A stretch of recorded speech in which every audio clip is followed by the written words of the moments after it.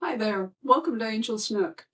In the process of working on projects, it seems that every time I have worked with a solvent-based, oil-based product, or I've been working with shellac, I wash my brushes before I remember that, oh, I need a video of this because so many people don't know how to clean their brushes.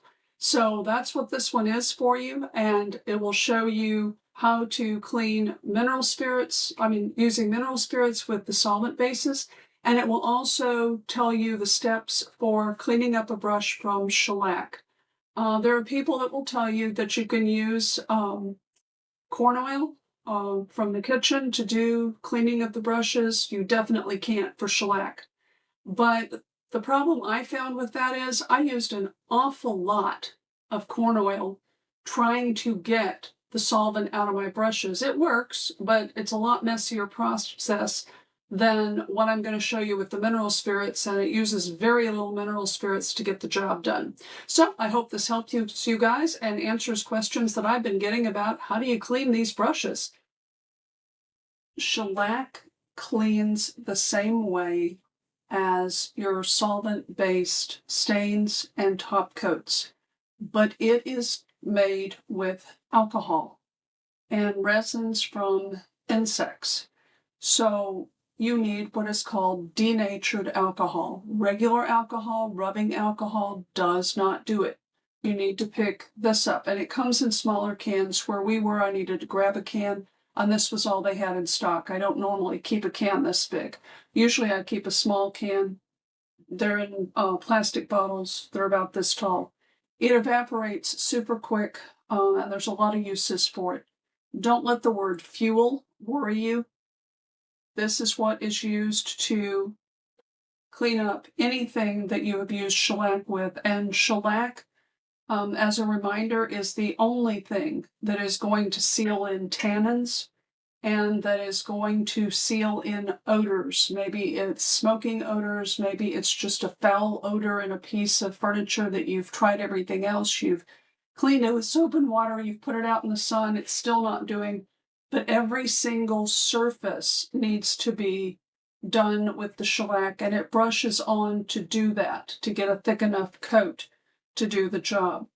And one good thick coat will do it. But I had forgotten when I was doing the actual filming of the brush to let you know that this is what you use using the exact same steps as I used with the mineral spirits, only you use the denatured alcohol to clean it up, and your brushes are good as new.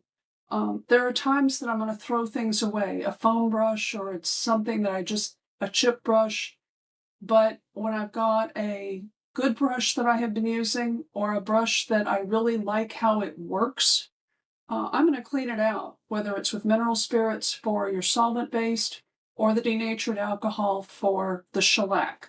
So I hope this helps you and helps you understand that you don't have to throw everything away. There's a time to throw some things away, but you don't have to throw your brushes away just because you've used a solvent or a shellac-based product.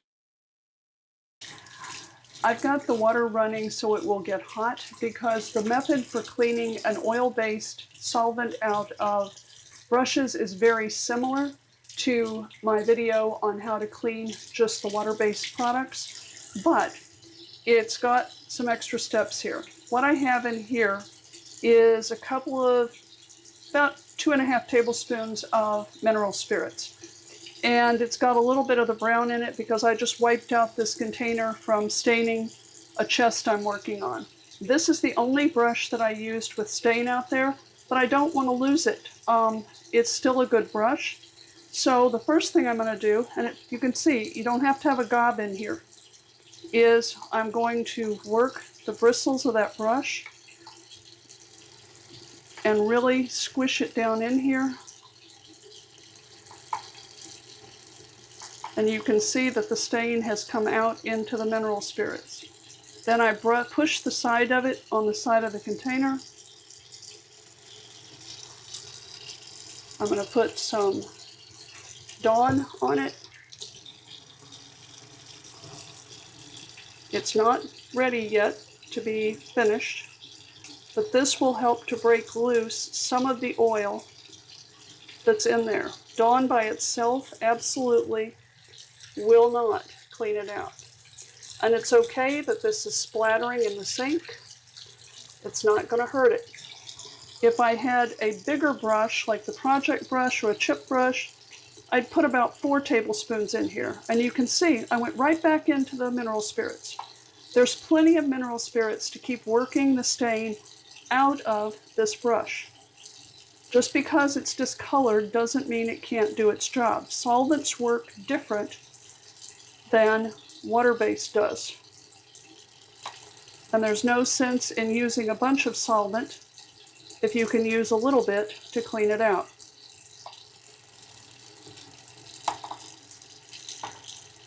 And you can see when I'm pressing on it, let's see if I can do that again. There's not a lot of color coming out of the brush.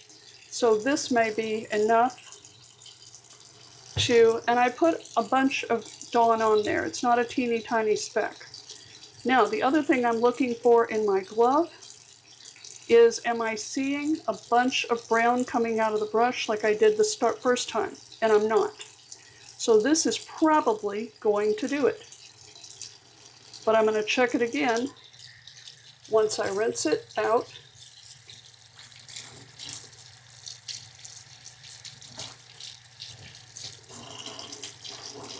That brush has some issues.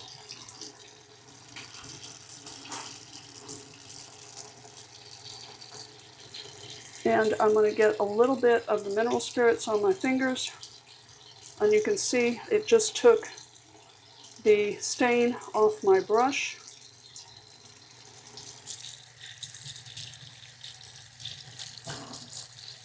And it's taking some of it off my gloves. So to finish this, because now I know I've got all this off, I'm going to take my gloves off so that I can feel the brush the last round of putting this on here.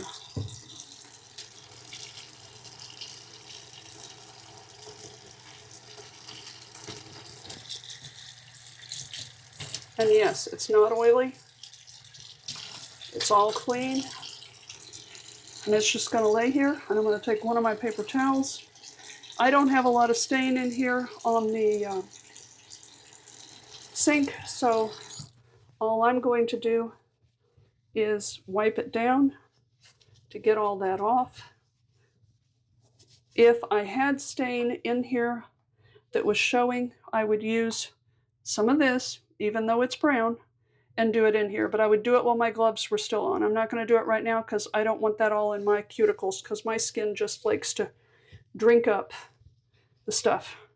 But that's all you need to do so that your brushes can be used repeatedly.